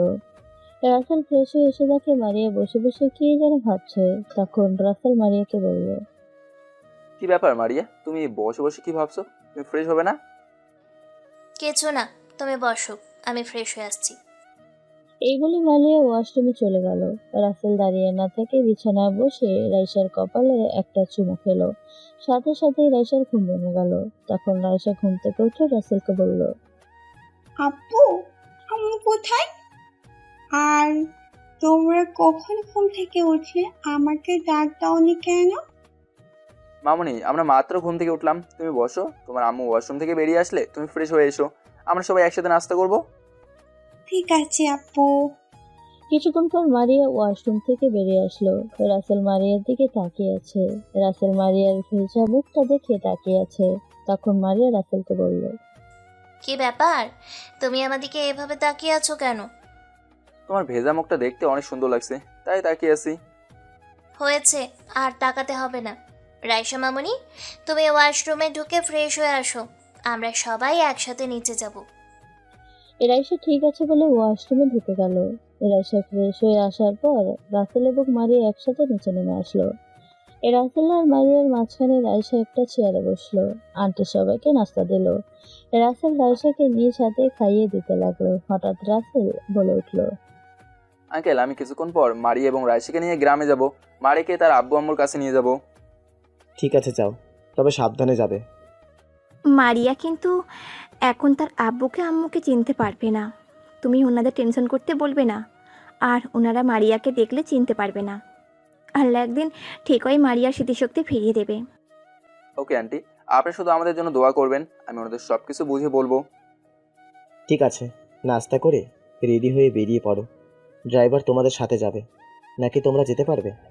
না আঙ্কেল, ড্রাইভার যাওয়া লাগবে না, আমি নিজেই ড্রাইভ করব। রাসেলের কথা শুনে আঙ্কেল আন্টি আর কোনো কথা বলল না। কিন্তু মারিয়া কি যেন চিন্তা করছে। তখন রাসেল মারিয়াকে বলল, কি হলো মারিয়া, তুমি কি চিন্তা করছো? আমার সাথে যাবে না তোমার আব্বু আম্মুর কাছে? আমি অতীত মনে করার চেষ্টা করছি, কিন্তু কিছুতেই মনে করতে পারছি না। আর আমি অবশ্যই আব্বু আম্মুর কাছে যাব। ঠিক আছে, তাহলে নাস্তা খেয়ে রেডি হয়ে নাও, আমরা আর কিছুক্ষণ পর গ্রামের উদ্দেশ্যে রওনা দেবো। মারিয়া ঠিক আছে বলে হালকা নাস্তা করে রুমে চলে গেল। রাসেল রাইসাকে এবং নিজেও নাস্তা করে রুমে চলে আসলো। রাসেল রুমে এসে দেখে মারিয়া আয়নার সামনে দাঁড়িয়ে চুল ঠিক করছে। মারিয়ার পেটের উপর কাপড় নেই, সাদা ধবধবে দেহটা। রাসেলের ইচ্ছে করছে মারিয়ার পেটের উপর হাত বুলিয়ে দিতে, কিন্তু রাসেল মারিয়ার অনুমতি ছাড়া তাকে টাচ করবে না।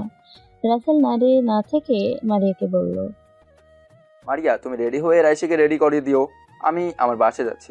এখানে তো আমার কোনো জামা কাপড় নেই।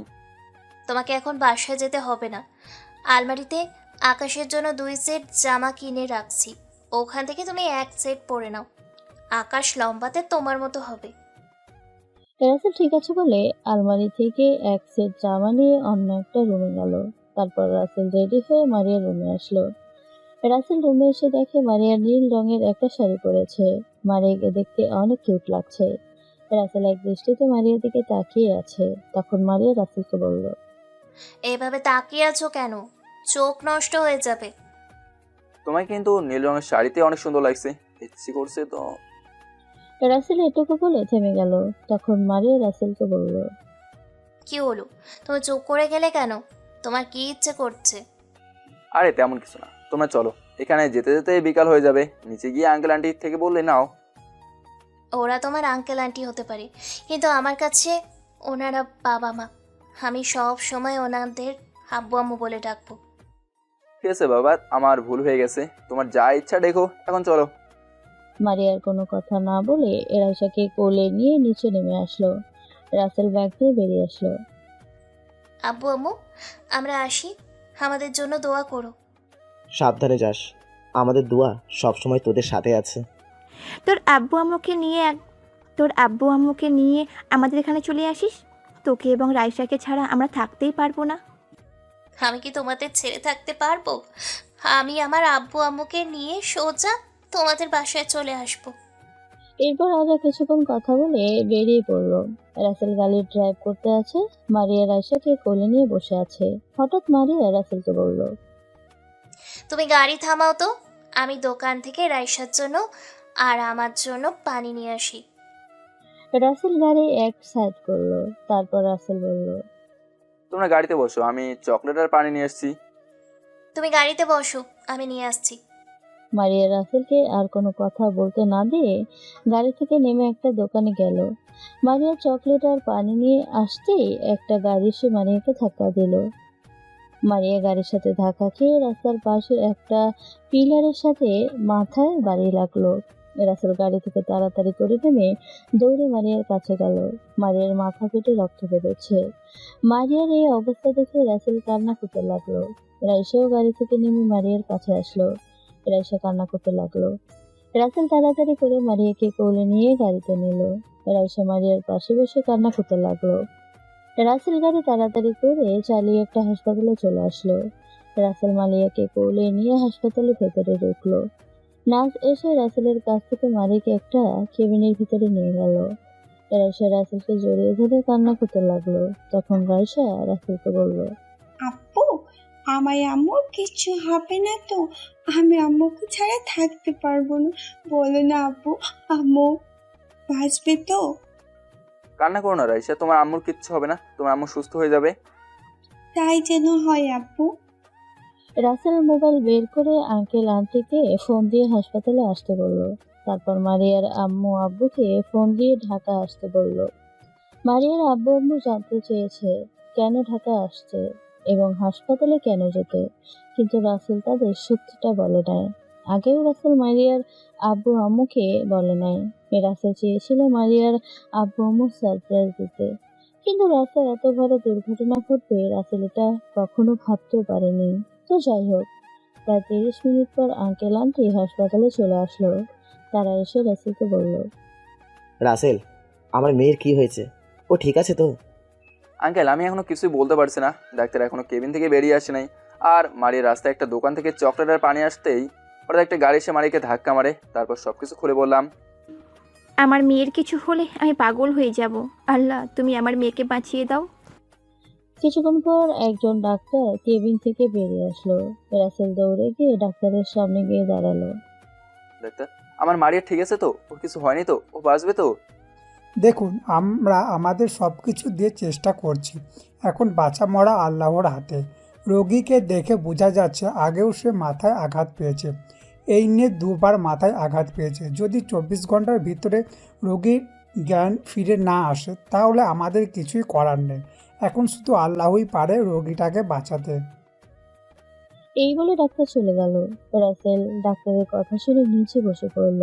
রাসেল এর জন্য মুখ দিয়ে কথাই বেরোচ্ছে না। দেখতে দেখতে 6 ঘন্টা চলে গেল। রাইসা তার নানা নানির কোলে বসে কান্না করতে করতে ঘুমিয়ে পড়েছে। রাসেল মারিয়ার কেবিনের ভিতরে এক কোনায় নামাজের বিছানা বিছিয়ে আল্লাহর কাছে মোনাজাত করে বলতে আছে, হে আল্লাহ, তুমি আমার মারিয়াকে আমার কাছে ফিরিয়ে দাও।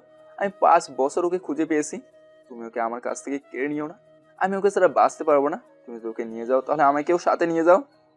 এইভাবে আরো কিছুক্ষণ মোনাজাত করে ঘুমিয়ে পড়ল।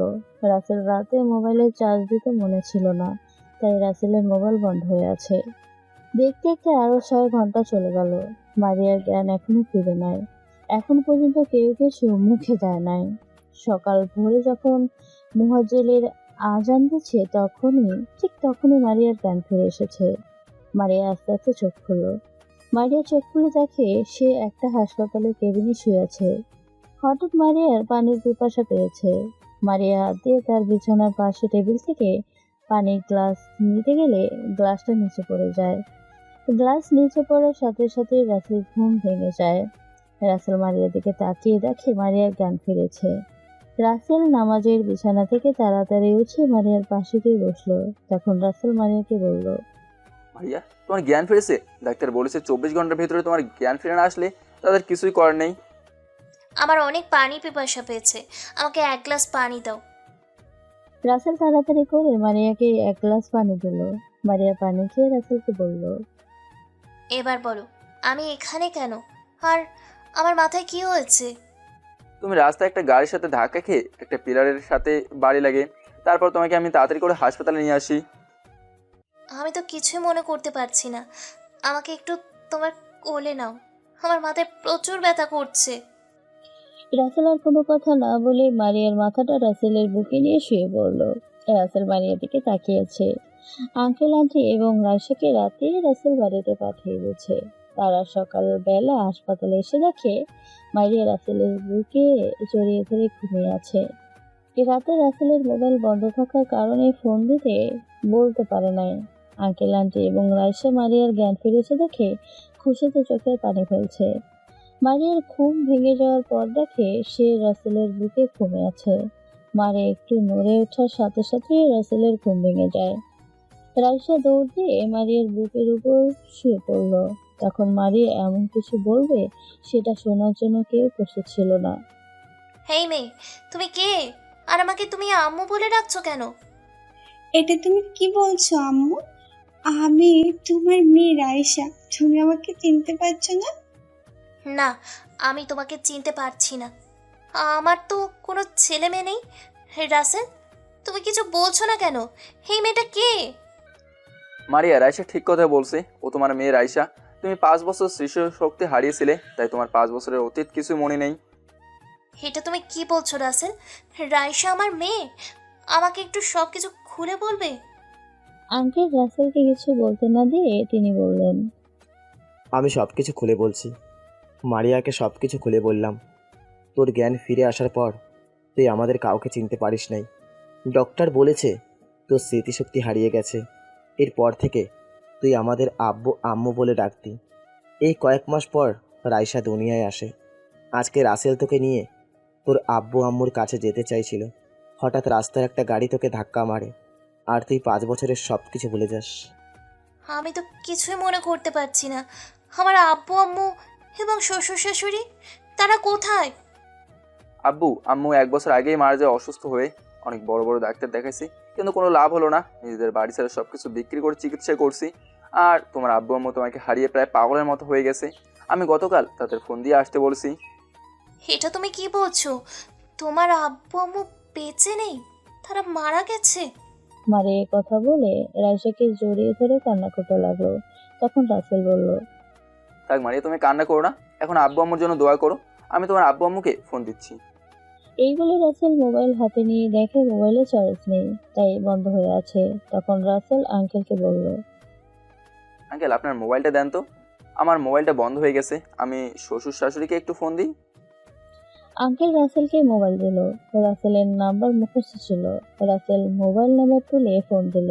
তখন ওই পাশ থেকে মারিয়ার আব্বু ফোন রিসিভ করে বলল, হ্যালো, কে বলছেন? আসসালামু আলাইকুম আব্বু আম্মু, আমি রাসেল বলছি। আপনারা এখন কোথায় আছেন? আরে রাসেল, তুমি? আমরা তো হাসপাতালের সামনে থেকে ঘুরে চলে এসেছি। এখন আমার এক বন্ধুর বাসায় আছি।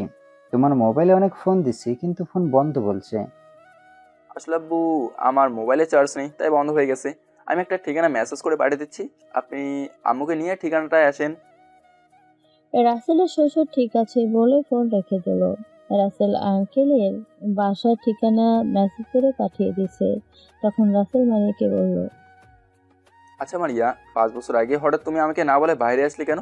আর তোমার অ্যাক্সিডেন্ট কিভাবে হলো? আমার এখন মাথা ব্যথা করছে, আমি এখন কিছু বলতে পারবো না। আগে বাসায় যাই, তারপর তোমাকে সব কিছু খুলে বলবো। এখানে একটা কাহিনী আছে, হয়তো সেটা শোনার পর তুমি আমার সাথে রাগ করবে, কিন্তু তারপরেও তোমাকে সব কিছু খুলে বলবো। ঠিক আছে, শুয়ে থাকো, আমি ডাক্তারের কাছে যাচ্ছি, দেখি তারা কি বলে। তোমাকে কখন বাসায় নিয়ে যাবো, আর আঙ্কেল আন্টি আপনার বাসায় চলে যান। মারিয়ার আব্বু আম্মু আসবে বাসায়, আমি ডাক্তারের কাছে জিজ্ঞেস করে দেখি মারিয়াকে কখন নিয়ে যাওয়া যাবে। আঙ্কেল আন্টি ঠিক আছে বলে কেবিন থেকে বেরিয়ে আসলো। এতক্ষণ রাইসা মারিয়াকে জড়িয়ে ধরে ঘুমিয়ে গেছে। মারিয়া শুয়ে রাইসার মাথায় হাত বুলিয়ে দিচ্ছে। রাসেল কেবিন থেকে বেরিয়ে ডাক্তারের কাছে গেল। ডাক্তার বলেছে মারিয়াকে বিকেলে বাসা নিয়ে যাওয়া যাবে, তবে মারিয়াকে বেশি উত্তেজিত হতে দেওয়া যাবে না। দেখতে দেখতে রাসেল তখন মারিয়াকে নিয়ে বাসায় যাচ্ছে। রাইসা মারিয়ার কোলে বসে আছে। মারিয়া বাইরের দিকে তাকিয়ে আছে। কিছুক্ষণ পর বাসা চলে আসলো। মারিয়া গাড়ি থেকে নেমে দাঁড়িয়ে আছে। তখন রাইসা বলল, আম্মু, তুমি দাঁড়িয়ে আছো কেন? ভিতরে যাবে না? তোমার আব্বু গাড়ি পার্কিং করে আসুক, সবাই একসাথে ভিতরে যাব। রাসেল গাড়ি পার্কিং করে আসার পর মারিয়া সহ রাসেল দরজার সামনে দাঁড়িয়ে কলিং বেল চাপ দিল। কিছুক্ষণ পর আন্টি এসে দরজা খুলে দিল। সবাই ভেতরে গেল। মারিয়া ভেতরে ঢুকে তার আব্বু আম্মুকে দেখে জড়িয়ে ধরে কান্না করে দিল। তখন মারিয়ার আম্মু বলল, কে তুমি মা? আর আমাকে আম্মু বলে জড়িয়ে ধরে কান্না করছো কেন? আম্মু, তুমি আমাকে চিনতে পারছো না? আমি তোমার মারিয়া। কি বলছো তুমি? আমার মেয়ে দেখতে তো এরকম না। রাসেল, আম্মু আমাকে চিনতে পারছে না কেন? আব্বু, তুমিও কি আম্মুর মতো আমাকে চিনতে পারছো না? ঠিকই বলেছো, আমিও তোমাকে চিনতে পারছি না।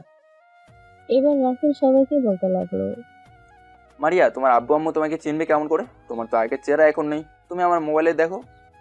এই বলে রাসেল মারিয়াকে মোবাইলের ক্যামেরা চালু করে দিছে। মারিয়া মোবাইলের দিকে তাকিয়ে একটা চিৎকার দিয়ে উঠল। আমার চেহারা এরকম কেন? আমি কিছুই বুঝতে পারছি না। তুমি অ্যাক্সিডেন্ট হওয়ার পর তোমার চেহারা নষ্ট হয়ে যায়। আমেরিকার ডাক্তার অপারেশন করে অনেক কষ্টে ঠিক করে, তবে আগের চেহারা ফিরিয়ে আনা তাদের সম্ভব হয়নি। আর আব্বু আম্মুও তোমাদের দেখে মেয়ে মারিয়া। রাসেলের কথা শুনে মারিয়ার আব্বু আম্মু মারিয়াকে জড়িয়ে ধরে কান্না করে দিল। এটা কষ্টের কান্না নয়, সুখের কান্না। 5 বছর পর হারানো মেয়েকে ফিরে পেয়েছে। মারিয়া সবাইকে অ্যাক্সিডেন্টের কথা সব খুলে বলল। তারপর সবার সাথে খাবার খেয়ে রুমে চলে আসলো। মারিয়া রুমে এসে দেখে মারিয়া আর রাইসার ছবি দেয়ালে ঝুলানো। রাইসার ছোটবেলার ছবি আছে। মারিয়া বাসায় আসার পর তার রুমে যেতে পারে নাই। মারিয়া তার আব্বু আম্মুর সাথে ছিল। হঠাৎ রাইসা বলল, আম্মু, দেখছো আমার ছোটবেলার ছবি? তুমি আমাকে খাইয়ে দিচ্ছ, ঘুম পাড়িয়ে দিয়ে দিচ্ছ, গোসল করিয়ে দিচ্ছ। হ্যাঁ মামুনি, আমার বিশ্বাস হয়েছে তুমি আমার মেয়ে। আমি তোমাকে কখনো ছেড়ে যাব না। তাহলে এখন আমার মাথায় হাত বুলিয়ে দাও আর গল্প করো, তাহলে দেখবে আমার ঘুম চলে আসবে। তুমি আগে আমাকে এইভাবে ঘুম পাড়িয়ে দিতে। আমার মেয়েটা এখন আমাকে সব কিছু শিখিয়ে দেবে। এদিকে আসো, আম্মু তোমাকে ঘুম পাড়িয়ে দিই। রাইসা মারিয়ার বুকে শুয়ে পড়ল। মারিয়া রাইসাকে গল্প বলছে। কিছুক্ষণের মধ্যেই রাইসার ঘুম চলে আসলো। রাসেল রুমে ঢুকে দরজা বন্ধ করে দিল। হাতে 2টা কফি নিয়ে আসলো। রাসেলকে ঢুকতে দেখে মারিয়া বলল, কি ব্যাপার, এতক্ষণ তুমি কোথায় ছিলে? আমি নিচে ছিলাম, আঙ্কেল আন্টির সাথে কিছুক্ষণ কথা বলছি। চলো দুজনে ব্যালকনিতে গিয়ে কফি খেতে খেতে কথা বলি। মারিয়া ঠিক আছে বলে রাইসাকে সুন্দর করে শুইয়ে দিয়ে গায়ে একটা চাদর দিয়ে দিল। রাসেলের সাথে ব্যালকনিতে গেল মারিয়া। তখন দুজনে চেয়ারে বসার পর রাসেল বলল, এবার আসল ঘটনা খুলে বলো। তুমি তো বলেছো আমাকে সবকিছু খুলে বলবে, শুনে আমি রাগ করতে পারি। বলবো। এই কথাগুলো আমি আব্বু আম্মু এবং আঙ্কেল আন্টিকে বলি নাই, শুধু কথাগুলো তোমাকে বলবো। কি আছে বলো। আমার পাঠক পাঠিকা ভাই বোনেরাও তো সবকিছু শুনতে চায়। অ্যাক্সিডেন্ট হওয়ার 1 মাস আগে আমার মোবাইল একটা অপরিচিত নাম্বার থেকে ফোন আসে। তখন আমি ফোন রিসিভ করার পর ওই পাশ থেকে একটা ছেলে বলল, ভাই জানু, কেমন আছো? তোমার শরীরের কি অবস্থা? তুমি দেখতে অনেক সুন্দর। তুমি আমার বউ হবে? আপনি কে? আমাকে জানু বলছেন কেন? আমার তো বিয়ে হয়ে গেছে। তাহলে আপনাকে বিয়ে করব কেন? আপনি কি আমাকে চিনেন? মিস মারিয়া, তোমাকে আমি অনেক আগে থেকেই চিনি। তোমার স্বামী একটা অফিসে জব করে আর তুমি বাসায় থাকো। সত্যি করে বলুন তো, আপনি কে? কি চান আমার কাছে? আমি তোমাকে চাই, তুমি তোমার স্বামীকে ডিভোর্স দাও। কুত্তার বাচ্চা, তোর সাহস কি করে হয় আমার স্বামীকে ডিভোর্স দিতে বলিস? তোর ঘরে কি মা বোন নেই? মা বাবা ভাই বোন সবাই আছে, শুধু একটা বউ নাই, তাই তোমাকে আমার বউ বানাতে চাই। তুই রাত জেগে স্বপ্ন দেখে যাবি, কখনো আমি তোকে বিয়ে করব না। তাই নাকি? তুমি এখনো তো আমাকে চিনো না।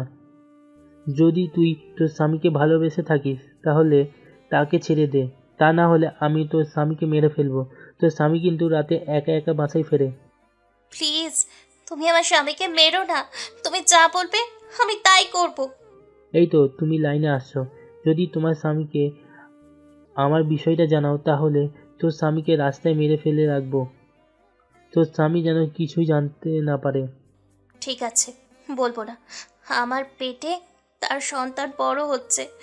আমি সন্তানকে বাবাহারা করতে চাই না। তাহলে এখন আমি তোকে যে সময় ফোন দিব সে সময় আমার সাথে কথা বলবি। তোর স্বামী কেয়ার করবি না, তাকে সবসময় অবহেলা করে যাবি। এটা করলে তো সে আমাকে ভুল বুঝবে, আমাকে ছেড়ে চলে যাবে। তোকে যদি তোর স্বামী সত্যি ভালোবেসে থাকে তাহলে কখনো তোকে ছেড়ে যাবে না। এখন বল আমার কথায় রাজি কিনা? ঠিক আছে, রাজি। এরপর মারিয়ার সাথে ছেলেটা আরো কিছুক্ষণ কথা বলে ফোন রেখে দেয়। মারিয়া রাসেলকে অনেক ভালোবাসে, তাকে সে হারাতে চায় না। তাই মারিয়া কিছুদিন রাসেলের কেয়ার বন্ধ করে দিয়েছে। সব সময় ওই ছেলেটার সাথে হেসে হেসে কথা বলে। মারিয়াকে ওই ছেলেটা বলছে তার সাথে হেসে হেসে কথা বলতে।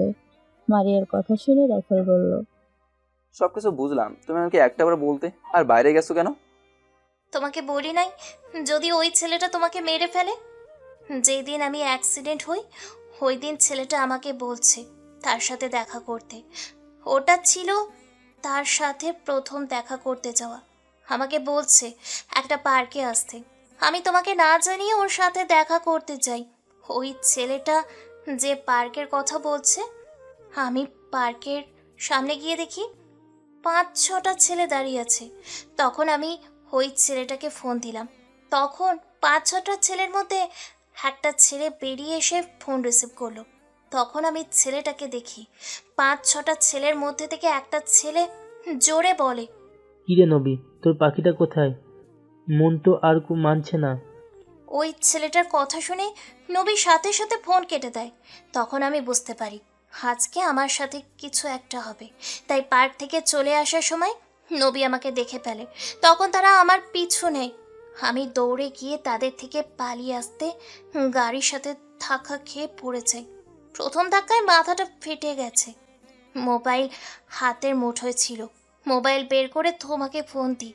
তোমার সাথে কথা শেষ হওয়ার আগেই আরেকটা গাড়ি এসে আমাকে ধাক্কা মারে। তারপর আর কিছু মনে নেই। তারপর কি হলো তুমি তো জানো। আচ্ছা, তুমি নবীকে দেখলে চিনতে পারবে তো? অবশ্যই চিনবো, তার চেহারা আমার চোখের সামনে ভাসছে। ঠিক আছে, এখন ওসব কথা বাদ দাও, অনেক রাত হয়েছে, চলো ঘুমাবে। এমনিতেই তুমি অসুস্থ। মারিয়া ঠিক আছে বলে রাসেলের সাথে রুমে চলে আসলো। রাসেল মারিয়াকে ওষুধ খাইয়ে দিল। মারিয়া বিছানার এক পাশে ঘুমালো, রাসেল অন্য পাশে। মাঝখানে রাইসা শুয়ে আছে। দেখতে দেখতে 1 মাস চলে গেল। মারিয়া এখন পুরোপুরি সুস্থ। রাসেল এখন একা অফিস দেখাশোনা করে। মারিয়া আঙ্কেল আন্টিকে আব্বু আম্মু বলে ডাকে, কারণ তাদের কোনো মেয়ে নেই। মারিয়াকে নিজের মেয়ের মতো রাখছে। মারিয়া তাদের ছেড়ে যেতে চায় না। 5 দিন পর মারিয়া, রাইসা এবং রাসেল বাইরে ঘুরতে বেরোয়েছে। একটা পার্কে বসে চারপাশে তাকিয়ে দেখতে আছে। হঠাৎ মারিয়া একজনকে দেখে রাসেলকে বলল, রাসেল, ওই যে নবী একটা মেয়ের সাথে বসে আছে। মারিয়ার কথা শুনে রাসেল নবীর দিকে তাকালো। রাসেল নবীকে দেখে চিনতে ভুল করে নাই। এই নবী ওই ছেলে যে আমাকে ডাক্তারের দোকান থেকে অন্য ওষুধ ধরিয়ে দিছে। তখন রাসেল মারিয়াকে বলল, মারিয়া, তুমি কি শিওর এই ছেলেটাই তোমার সাথে এরকম করছে? রাসেল, ওই সেই নবী। আমি তাকে ভালো করে চিনছি। রাসেল আর কোনো কথা না বলে উঠে গিয়ে নবীকে মারতে লাগলো। নবীর নাক মুখ ফাটিয়ে ফেলছে। তখন রাসেল নবীকে বলল, তুই আমার মায়ের সাথে এমন করছিস কেন? আমার কাছ থেকে 5 বছর দূরে সরিয়ে রাখলি কেন? আসলে একদিন মার্কেটে আপনার বউকে দেখে আমার অনেক ভালো লাগে। তখন আপনাদের পিছু নিই। আপনাদের বাসার সামনে অনেক দিন দাঁড়িয়েছিলাম আপনার মারিয়ার সাথে কথা বলার জন্য, কিন্তু মারিয়া একা বাসা থেকে বের হয় না। যে সময় বের হয় সে সময় আপনি তার সাথে থাকেন। একদিন সকালে আপনাকে ডাক্তারের দোকানে দেখি, তখন আপনি ঔষধ নিতে আসছিলেন। ডাক্তার আমাকে বলেছে আপনার ওষুধগুলো ফেক করে দিতে। তখন আমি অন্য ওষুধ দিয়ে দিই আর ওষুধে লিখে দিই রাতে খাওয়ার জন্য। আপনি আর কিছু না বলে ওষুধ নিয়ে যান। আমি মনে করেছি রাতে আপনার বাসায় ঢুকে মারিয়ার সাথে দেহের চাহিদা পূরণ করব, কিন্তু আমার দোকান থেকে যেতে দেরি হয়ে যায়। আপনার বাসার সামনে আসার পর দেখি আপনি চলে এসেছেন। এরপর আসা হয়নি। আপনি রাতে যখন ঔষধ নিয়ে দোকানে গেছেন তখন আমি আর দোকানে যাই নাই। তারপর তুই আমার মারিয়ার নাম্বার জোগাড় করে আমাকে মেরে ফেলার ভয় দেখিয়ে তার সাথে খারাপ কিছু করতে চেয়েছিস, কিন্তু সেটা তুই পারিস নাই। এই বলে রাসেল নবীকে আবার মারতে লাগলো। মারিয়া রাসেলকে টেনে নিয়ে আসলো। তখন মারিয়া নবীকে বলল, তোর কারণে আমি 5 বছর আমার স্বামীকে চিনতে পারি নাই। তোর কারণে 5 বছর ওর থেকে দূরে ছিলাম। তোকে আমি পুলিশে দেব। তোর কারণে আমার চেহারা পরিবর্তন হয়ে গেছে। হঠাৎ পুলিশ আসলো। পুলিশ আসার পর মারিয়া বলল, ওসি সাহেব, এই জানোয়ারকে ধরে নিয়ে যান। ও আমার সর্বনাশ করতে চেয়েছে, আমার স্বামীর কাছ থেকে 5 বছর দূরে রেখেছে। মারিয়ার কথা শুনে পুলিশ নবীকে ধরে নিয়ে গেল। মারিয়া, রাসেল আর রাইসা তারা আর পার্কে না থেকে বাসায় ফিরে আসলো। রাতে সবাই একসাথে খাবার খেয়ে রুমে আসলো। আজকে রাইসা তার নানা নানির সাথে ঘুমাবে। মারিয়া রাসেলের রুমে এসে দরজা বন্ধ করে দিল। বিছানায় গিয়ে বসলো। তখন মারিয়া বলল, আজকে আমি অনেক খুশি, আজকে নবীকে তার শাস্তি দিতে পেরে। তাহলে এই খুশিতে তোমাকে আজকে অনেক আদর করবো। রাইসের জন্য একটা ভাই নিয়ে আসতে হবে না? তোমার মুখে দেখি কিছুই আটকায় না। তোমার পাঠক পাঠিকারা কিভাবে তাকিয়ে আছে সেটা তুমি দেখো না? ওমা, তারা তাকিয়ে থাকলে সমস্যা নেই, তারাও আমাদের থেকে শিখবে। এত শিখে লাভ নাই, তুমি গিয়ে লাইট বন্ধ করে দিয়ে আসো। রাসেল আর কিছু না বলে লাইট বন্ধ করে দিয়ে মারিয়ার উপর ঝাঁপিয়ে পড়ল। মারিয়ার ঠোঁট নিজের আয়ত্তে নিয়ে নিল। তারপর আস্তে আস্তে হারিয়ে গেল সন্তান আনার মিশনে। বাকিটা আপনারা বুঝে নিন। ধন্যবাদ সবাইকে। এখন রাসেল আর মারিয়া অফিসে দেখাশোনা করে, আর রাইসাকে একটা মাদ্রাসায় ভর্তি করিয়ে দিয়েছে। মারিয়ার আপন বাবা মা এবং রাসেল, মারিয়া, রাইসা তারা নতুন একটা বাসা থাকে। আর নবীর 5 বছরের জেল দেওয়া হয়েছে। অফিসে মারিয়া বস হিসেবে কাজ করে আর রাসেল মারিয়াকে কাজে সাহায্য করে।